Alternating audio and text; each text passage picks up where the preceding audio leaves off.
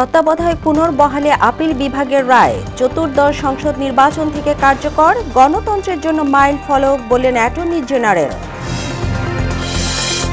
তত্ত্বাবধায়ক পুনর্বহালে নতুন দিগন্তের সূচনা করবে বলছে বিএনপি, রায়ে সন্তুষ্ট জামায়াত। আগামী নির্বাচন পাতানো হলে প্রতিহতের হুঁশিয়ারি।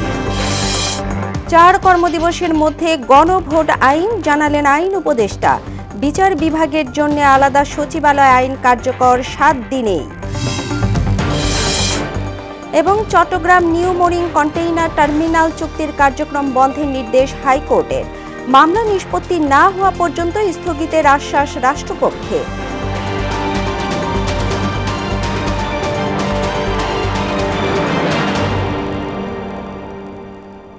আসসালামু আলাইকুম, মোহনা সংবাদে স্বাগত। শুনছিলেন শিরোনাম, পুরো সংবাদে আপনাদের সাথে আছি তাবশিরা লিজা। অবশেষে ফিরে এলো তত্ত্বাবধায়ক সরকার ব্যবস্থা। দীর্ঘ শুনানি শেষে বৃহস্পতিবার তা পুনর্বহালের রায় দেন আপিল বিভাগ। প্রধান বিচারপতি ডক্টর সৈয়দ রেফাত আহমেদের নেতৃত্বাধীন পূর্ণাঙ্গ বেঞ্চে এই রায় দেয়া হয়। তবে চতুর্দশ জাতীয় সংসদ নির্বাচন থেকে এই ব্যবস্থা কার্যকর হবে। এই রায়কে গণতন্ত্রের জন্য মাইল ফলক হিসেবে উল্লেখ করেন অ্যাটর্নি জেনারেল মোহাম্মদ আসাদুজ্জামান। মেজবা রহমানের রিপোর্টে বিস্তারিত। 14 বছর আগে তত্ত্বাবধায়ক সরকার ব্যবস্থা বাতিল করে সংখ্যাগরিষ্ঠতার ভিত্তিতে রায় দেন সাবেক প্রধান বিচারপতি এবিএম খায়রুল হকের নেতৃত্বাধীন পূর্ণাঙ্গ বেঞ্চ। পরে এই রায়কে পুঁজি করে দলীয় সরকারের অধীনে 3টি বিতর্কিত নির্বাচন করে ক্ষমতায় টিকেছিলেন পতিত শেখ হাসিনা। গত বছরের জুলাই আন্দোলনে আওয়ামী লীগ সরকার ক্ষমতাচ্যুত হওয়ার পর আবারও সর্বোচ্চ আদালতে ওঠে বিষয়টি। তারই ধারাবাহিকতায় সংবিধানের ত্রয়োদশ সংশোধনী বাতিলের সিদ্ধান্তের বিরুদ্ধে রায় ঘোষণা হলো আজ। রায়ে সন্তুষ্ট আইনজীবীরা বলেন, এই রায়ের মধ্য দিয়ে রাজনৈতিক দলগুলোর ঐক্যমত্য সৃষ্টি হয়েছে। আমরা মনে করি যে এটা খুশি না, খালি ঈদের দিন আমাদের মনে হচ্ছে। তার কারণ বিএনপি খালি খুশি না, সারা জাতি খুশি। নির্দলীয় তত্ত্বাবধায়ক সরকার ব্যবস্থার মাধ্যমে সংবিধানের প্রবর্তনের মাধ্যমে মৌলিক যে কাঠামো, এই কাঠামোটা সুপ্রতিষ্ঠিত হয়েছে। রিভাইভ, রেস্টোর বাট নট কার্যকর। Revive, restore but not enforceable. কার্যকর না, কার্যকর হবে প্রসপেক্টিভলি। প্রসপেক্টিভ মিনিং দেয়ার বাই চতুর্দশ সংসদ নির্বাচনের পর থেকে। আমরা ভবিষ্যতে এর মাধ্যমে এই রিভিউ পিটিশন গ্রহণের মাধ্যমে আমাদের সুষ্ঠু নিরপেক্ষ নির্বাচনের পথ সুগম হবে। সাবেক প্রধান বিচারপতি এবিএম খায়রুল হকের ত্রুটিপূর্ণ ও কলঙ্কিত এই রায় বাতিলের মাধ্যমে গণতন্ত্র পুনরুদ্ধার হবে বলে প্রত্যাশা রাষ্ট্রের সর্বোচ্চ আইন কর্মকর্তার। তত্ত্বাবধায়ক সরকার ব্যবস্থা সংবিধানে 1996 সালের ত্রয়োদশ সংশোধনীর মাধ্যমে আনা হয়েছিল। সেইটাকে সংবিধানের সাথে সাংঘর্ষিক না বলে এটাকে সাংবিধানিক হিসেবেই ঘোষিত হলো। আগামী চতুর্দশ জাতীয় সংসদ নির্বাচনের আগ পর্যন্ত জাতীয় সংসদ এ পরিবর্তন করতে পারবে বলেও জানান তিনি। পূর্বাবস্থায় ফিরে গেল এবং এটা কার্যকরী হবে নেক্সট পার্লামেন্ট ডিজলভ হওয়ার পরবর্তী 15 দিনের মধ্যেই যেটা আছে সেই বিধানটা পুনর্বহাল হলো। 14 বছর পর আপিল বিভাগের রায়ে আবার ফিরে এলো তত্ত্বাবধায়ক সরকার ব্যবস্থা। তবে আগামী চতুর্দশ জাতীয় সংসদ নির্বাচনের আগ পর্যন্ত সংবিধানে থাকবে তা ঘুমন্ত অবস্থায়। আইনজ্ঞরা বলছেন, এই রায়ের আলোকে তা পরিবর্ধন করতে পারবে জাতীয় সংসদ। সুপ্রিম কোর্ট থেকে মেজবা রহমান, মোহনা সংবাদ, ঢাকা। তত্ত্বাবধায়ক সরকার ব্যবস্থা পুনর্বহালকে স্বাগত জানিয়েছে বিএনপি। দলটির নেতারা জানান, এই রায় নতুন দিগন্তের সূচনা করবে। এর মাধ্যমে বিএনপির দীর্ঘদিনের আন্দোলন সফলতা পেয়েছে বলেও মন্তব্য করেন তারা। এতে ফ্যাসিস্ট তৈরির পথ বন্ধ হবে বলেও মনে করেন বিএনপি নেতারা। আরও জানাচ্ছেন হুমায়ুন কবির। রাজধানীর কৃষিবিদ ইনস্টিটিউটে বিএনপির ভারপ্রাপ্ত চেয়ারম্যান তারেক রহমানের পৃষ্ঠপোষকতায় গণতন্ত্র পুনরুদ্ধারের আন্দোলনে গুম খুনের শিকার পরিবার, 24-এর আন্দোলনে শহীদ ও আহতদের পরিবার সহ অসহায় দুস্থদের মাঝে চিকিৎসায় সহায়তা প্রদান করে আমরা বিএনপি পরিবার। সারা দেশ থেকে আসা হতাহত পরিবারের সদস্যরা তারেক রহমানের এই উদ্যোগকে স্বাগত জানিয়ে সহযোগিতা অব্যাহত রাখার দাবি জানান তারা। আমার বড় ছেলের বয়স 9, ছোট ছেলের বয়স 5। আজকে তারা বাবা হারা হয়েছে, আমি স্বামী ছাড়াও হয়েছি। তারেক রহমান যেভাবে আপনাদেরকে এভাবে উপস্থিত করছে, আগামী দিনেও এই জিনিসটা করবেন। দেশের যে কোনো সংকটে বিএনপি এই মানবিক কর্মকাণ্ড অব্যাহত থাকবে বলে জানান আয়োজকরা। আমাদের ভারপ্রাপ্ত চেয়ারম্যান সাহেবের নির্দেশনায় আমাদের এই মানবিক কার্যক্রম যাতে অব্যাহত থাকে সারা জীবনের জন্য, সেই জন্য আমি আপনাদের কাছে অনুরোধ করব, আমাদের প্রিয় নেতা জনাব তারেক রহমানকে আমরা যদি এই বাংলাদেশে দায়িত্ব দেই, তাহলে দেখবেন ওনার পিতার মতো উনিও ইনশাআল্লাহ এই বাংলাদেশে গড়বেন কাঁধে কাঁধ মিলে আপনাদের।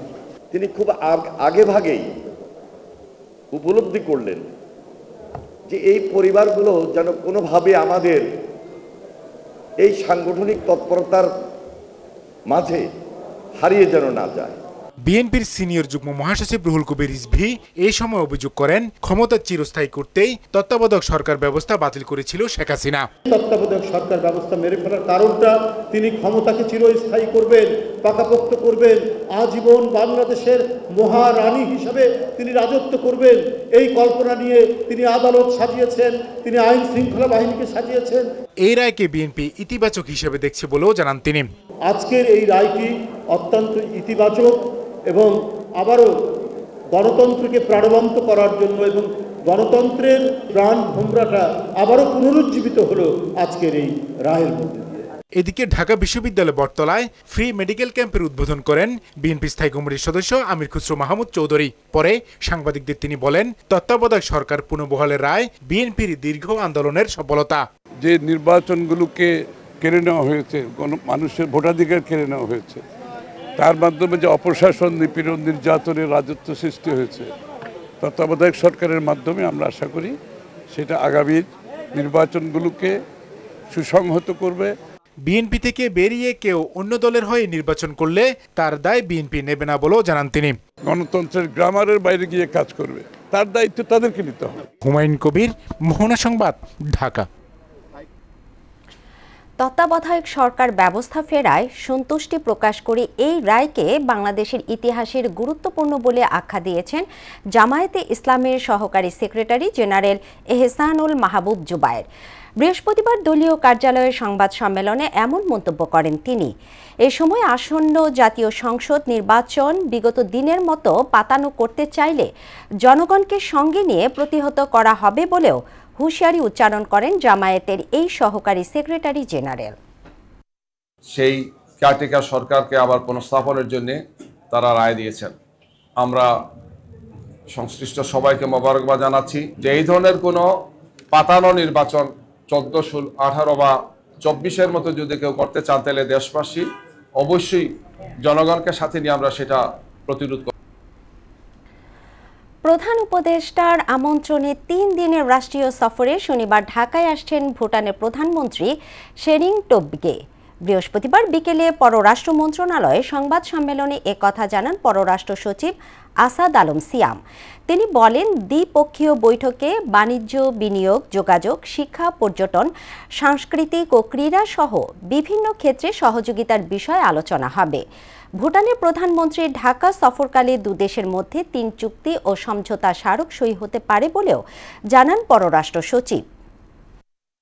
দুদেশের মধ্যে বাণিজ্য ও বিনিয়োগ, যোগাযোগ, শিক্ষা, কৃষি, স্বাস্থ্য, জ্বালানি ও বিদ্যুৎ, টেলিযোগাযোগ, পর্যটন, সংস্কৃতি, যুব ও ক্রীড়া, শিল্প সহ দ্বিপাক্ষিক সহযোগিতার বিভিন্ন ক্ষেত্র নিয়ে আলোচনা হবে। বৈঠক শেষে ভুটানের সাথে আন্তর্জাতিক ইন্টারনেট ব্যান্ডউইথ, ভুটানের বিশেষজ্ঞ চিকিৎসক ও স্বাস্থ্যকর্মী নিয়োগ এবং কৃষি সহযোগিতা বিষয়ক 3টি সমঝোতা স্মারক স্বাক্ষর হওয়ার সম্ভাবনা রয়েছে। 3 থেকে 4 কার্যদিবসের মধ্যে গণভোট আইন করা হবে বলে জানিয়েছেন আইন উপদেষ্টা অধ্যাপক আসিফ নজরুল। তিনি বলেন, বিচার বিভাগের জন্য পৃথক সচিবালয় আইন 7 দিনের মধ্যেই কার্যকর হবে। বৃহস্পতিবার রাজধানী ফরেন সার্ভিস একাডেমিতে আয়োজিত ব্রিফিংয়ে তিনি কথা জানান। তিনি আরও বলেন, প্রধান উপদেষ্টার ঘোষণা অনুযায়ী জাতীয় সংসদ নির্বাচনের দিনই গণভোট অনুষ্ঠিত হবে। আইন উপদেষ্টা জানান, বিচার বিভাগের পূর্ণ স্বাধীনতা নিশ্চিত করতে আলাদা সুপ্রিম কোর্ট সচিবালয় গঠনের রূপ চূড়ান্ত করেছে সরকার। আইন কার্যকর হওয়ার পর 2 থেকে 3 মাসের মধ্যেই সচিবালয় প্রতিষ্ঠার কাজ শুরু হবে বলেও জানান তিনি। প্রধান উপদেষ্টার সভাপতিত্বে অনুষ্ঠিত উপদেষ্টা পরিষদের বৈঠকে এটা চূড়ান্তভাবে অনুমোদিত হয়েছে। সুপ্রিম কোর্টের জন্য পৃথক সচিবালয় প্রতিষ্ঠা, এটা আমাদের বিচার বিভাগীয় সংস্কার কমিশনের সুপারিশে ছিল, জাতীয় ঐক্যমত্য কমিশনের সুপারিশে ছিল। নির্বাচনের আগেই চলতি অর্থ বছরের আমন মৌসুমের ধান চাল সংগ্রহ কার্যক্রম শেষ হবে বলে জানিয়েছেন খাদ্য উপদেষ্টা আলী ইমাম মজুমদার। বৃহস্পতিবার বিকেলে সচিবালয়ে সাংবাদিকদের সাথে আলাপকালে উপদেষ্টা বলেন, আমন মৌসুমে 50,000 মেট্রিক টন ধান, 6 লাখ মেট্রিক টন সেদ্ধ চাল এবং 50,000 মেট্রিক টন আতপ চাল সংগ্রহ করবে সরকার, যা আজ থেকে শুরু হয়ে ফেব্রুয়ারির শেষ পর্যন্ত চলার কথা রয়েছে। যে আমরা 50,000 টন ধান, 5 লাখ টন সিদ্ধ চাল আর 50,000 টন আতপ চাল এটা দেওয়া হয়েছে। এটা টার্গেটটা কিন্তু মিনিমাম। আজকে থেকে সংগ্রহ শুরু হবে ইনশাল্লাহ। আপনারা আমাদের সর্বশেষ মেয়াদ আছে ফেব্রুয়ারি, প্রায় সবটা সংগ্রহ করে ফেলার জন্য ইনশাল্লাহ আমরা চেষ্টা করি। এই সরকার কিন্তু পরবর্তী সরকারের জন্য বিভিন্ন পর্যায়ে কাজগুলিকে কমফোর্টেবল রেখে যাবে, এই ব্যাপারে আমরা কমিটেড। মৃত্যুদণ্ডপ্রাপ্ত আসামি শেখ হাসিনাকে দেশে ফেরাতে তৎপরতা অব্যাহত রেখেছে বাংলাদেশ। প্রত্যর্পণ চুক্তি আশার আলো দেখালেও সেটিতেও ফাঁক ফোকর খুঁজছে ভারত। বিশেষজ্ঞরা বলছেন, প্রতিবেশী হিসেবে ভারতের উচিত নির্দিষ্ট কোনো ব্যক্তি নয়, বাংলাদেশের মানুষের প্রত্যাশাকে সম্মান জানানো। মনিরুল ইসলামের বিশেষ প্রতিবেদন। With only one sentence, that is sentence of death.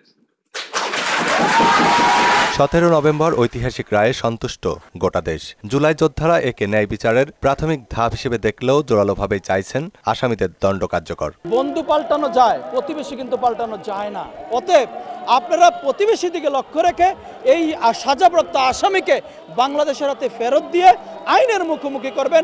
রায় ঘোষণার পরপরই বাংলাদেশ একটি বিবৃতি দিলে পরক্ষণেই পাল্টা বিবৃতি দেয় ভারতের বিদেশ মন্ত্রণালয়, কিন্তু তা কূটনৈতিক শিষ্টাচারেই সীমাবদ্ধ ছিল। শেখ হাসিনাকে ফিরিয়ে দেওয়ার বিষয়টি ছিল একেবারেই উচ্চ। ভারত চাইবে একটা নির্বাচিত সরকার আসুক, নির্বাচিত সরকার দৃষ্টিটা কিভাবে দেয়। যদিও ভারতের সঙ্গে বন্দি বিনিময় প্রত্যর্পণ চুক্তি রয়েছে এবং 2015 সালে অনুপ চেটিয়া ও নূর হোসেনকে স্বদেশে ফেরত পাঠানোর মাধ্যমে এর প্রয়োগও হয়। প্রত্যর্পণ চুক্তির 1 ও 2 নম্বর অনুচ্ছেদে বলা হয়েছে, বিচারাধীন অভিযুক্ত বা দণ্ড কার্যকরে পলাতক ব্যক্তিদের রাষ্ট্রের ভূখণ্ডে পাওয়া গেলে প্রত্যর্পণ করতে হবে, তবে অপরাধটি হতে হবে ন্যূনতম 1 বছরের কারাদণ্ডযোগ্য। এদিকে এ বিনিময় চুক্তির প্রয়োগের ব্যতিক্রম রয়েছে। এর অনুচ্ছেদ 6-এ বলা হয়েছে, হত্যাসহ 13 ধরনের অপরাধ রাজনৈতিক বলে বিবেচিত হবে না। কূটনৈতিক যে শিষ্টাচার, বহির্বিশ্বের কাছে তার যে দেশের অবস্থান, ব্যাপারটিকে নিয়ে তারা একটা প্রশ্নের মুখোমুখি হবে। অনুচ্ছেদ 8-এ বলা আছে, অভিযোগের ন্যায় বিচারে সন্তোষজনক ব্যাখ্যা না থাকলে প্রত্যর্পণে বাধ্য নাও হতে পারে, আর এই সুযোগটি ভারত নেবে বলে মনে করছেন নিরাপত্তা বিশ্লেষক ইশফাক ইলাহি চৌধুরী। রাজনৈতিক বিবেচনায় তারা ফেরত দিবে না, যদি কংগ্রেস আসে কখনো তারাও দিবে না, কারণ এটা একটা দীর্ঘমেয়াদী একটা হবে যে যিনি ভারতের সাথে সুসম্পর্ক গড়ে তুলেছিলেন তাকেই তারা আবার ফেরত দিচ্ছে। আর ইন্টারপোলে তো আমাদের শত শত এর আগেও আমরা অ্যাপ্লিকেট করেছি, আজ পর্যন্ত কেউ ইন্টারপোলের মাধ্যমে আসেনি এবং এটা আসা সম্ভব নয়। ভারত চুক্তিটির কেমন ব্যাখ্যা তৈরি করবে সেটি এখন মূল বিবেচ্য, তবে বাংলাদেশের কূটনৈতিক তৎপরতা চালিয়ে যাওয়া উচিত বলে মনে করছেন বিশেষজ্ঞরা।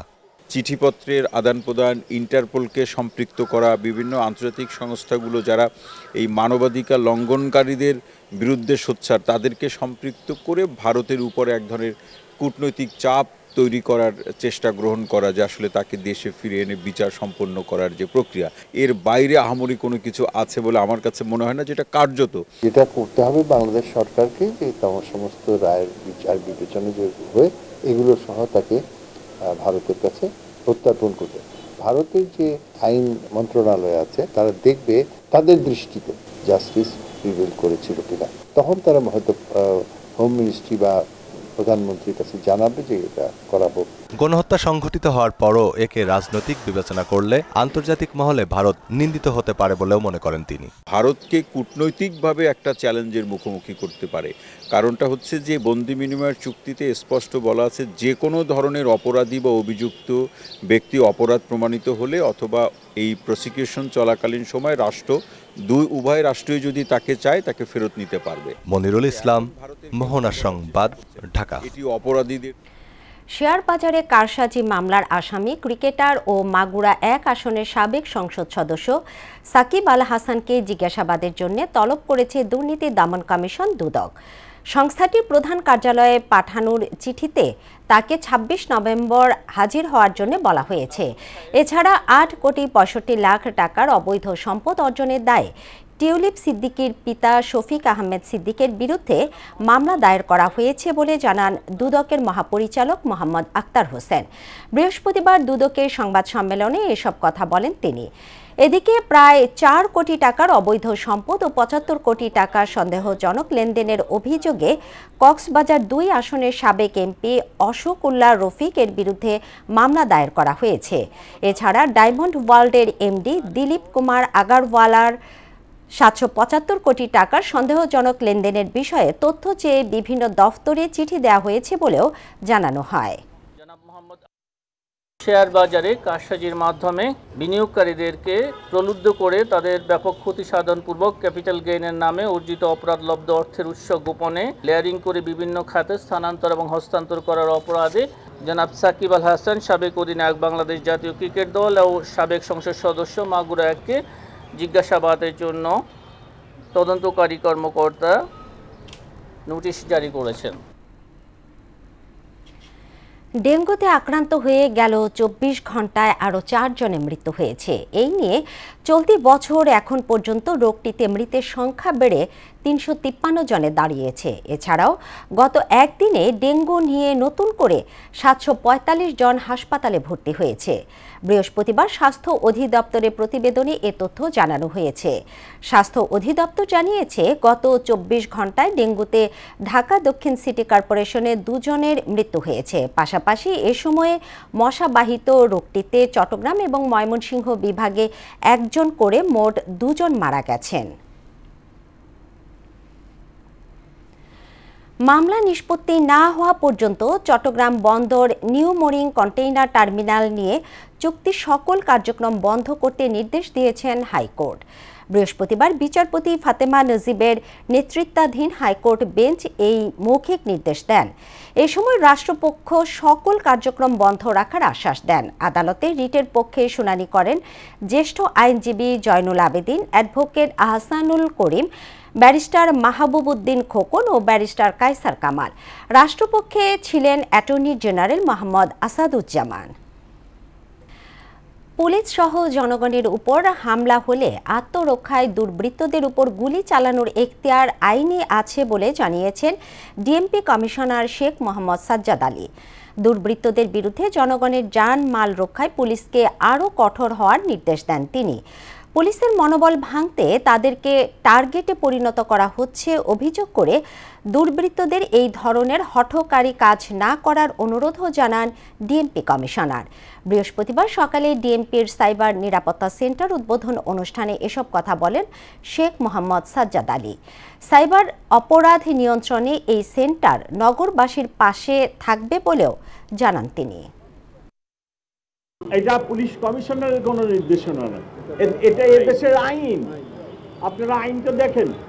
আমি তো কোনো নিজে আইন বানাই না, আইন বানাই পার্লামেন্ট। এদেশের বেসিক আইনে বলা হয়েছে, আপনারা আইনটা দেখেন। আমি কোনো নির্দেশ দিই না এখানে। আমার অফিসারদেরকে আমি শুধু বলছি আইনে এই কথাটা বলা আছে। আমি তো দুর্বৃত্তদের জন্য আইন প্রয়োগ করব। আমি আমার ঢাকাবাসী শান্তিতে রাখতে হবে। ঢাকাবাসীর জান ও মালের হেফাজত করার গুরুত্বপূর্ণ দায়িত্ব ঢাকা মেট্রোপলিটন পুলিশের উপরে।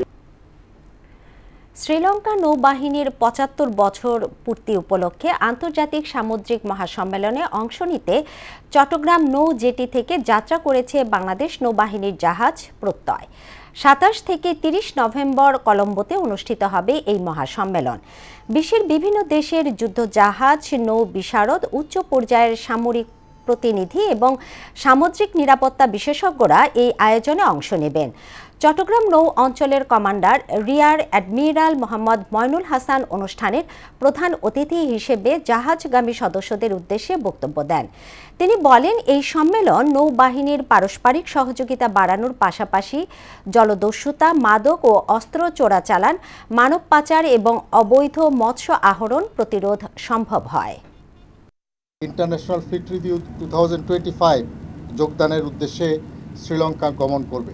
প্রিয় কর্মকর্তা ও নাবিকবৃন্দ, এই সুদীর্ঘ যাত্রায় বাংলাদেশ নৌবাহিনীর উদ্দেশ্য কূটনৈতিক ও পারস্পরিক সম্পর্ক উন্নয়নে বহির্বিশ্বে বাংলাদেশের মর্যাদাপূর্ণ উপস্থিতি তথা পতাকা প্রদর্শন এবং প্রশিক্ষণার্থী কর্মকর্তা ও নাবিকদের কার্যকরী প্রশিক্ষণের বিষয়টি নিশ্চিত করা।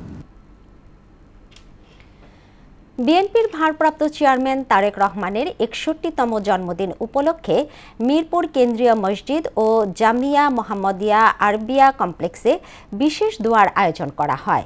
এতে ঢাকা মহানগর উত্তর বিএনপির আহ্বায়ক এবং ঢাকা 16 আসনের দলের মনোনীত প্রার্থী আমিনুল হক প্রধান অতিথি হিসেবে উপস্থিত ছিলেন।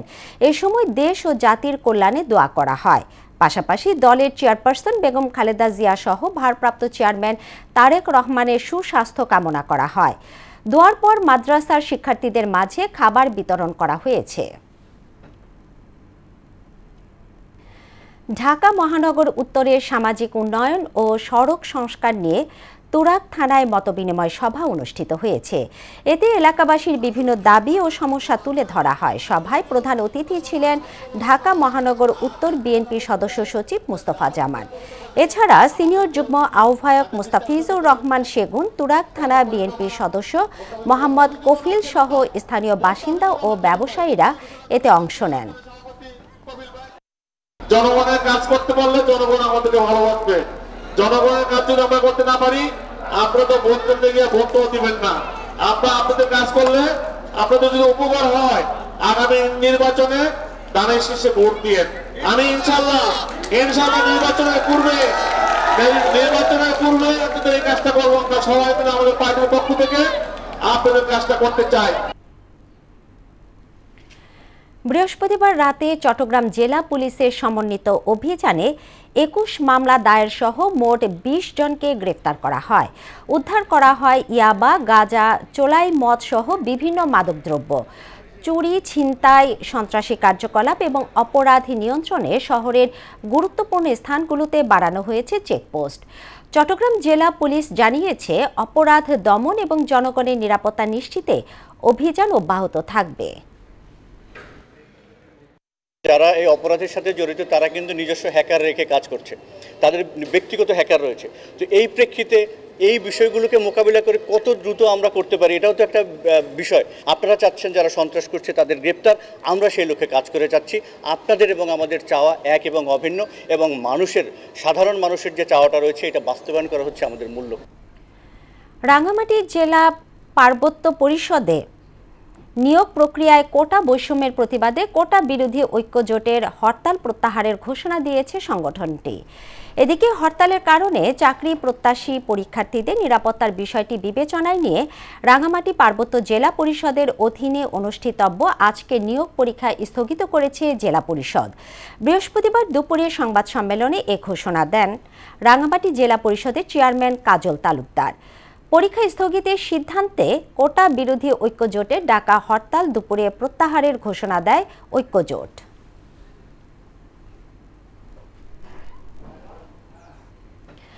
ফুটবল।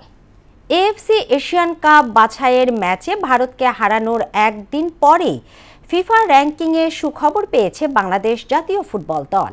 বুধবার রাতে প্রকাশিত ফিফার সর্বশেষ হালনাগাদ র্যাঙ্কিংয়ে 3 ধাপ এগিয়েছে হাবিয়ের কাবরেরার দল।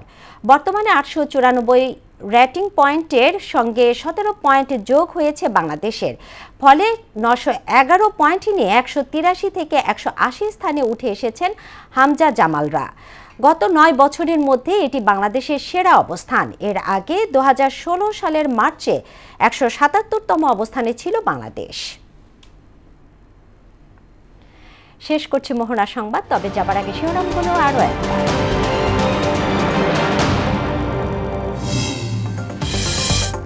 তত্ত্বাবধায়ক পুনর্বহালে আপিল বিভাগের রায় চতুর্দশ সংসদ নির্বাচন থেকে কার্যকর, গণতন্ত্রের জন্য মাইল ফলক বললেন অ্যাটর্নি জেনারেল।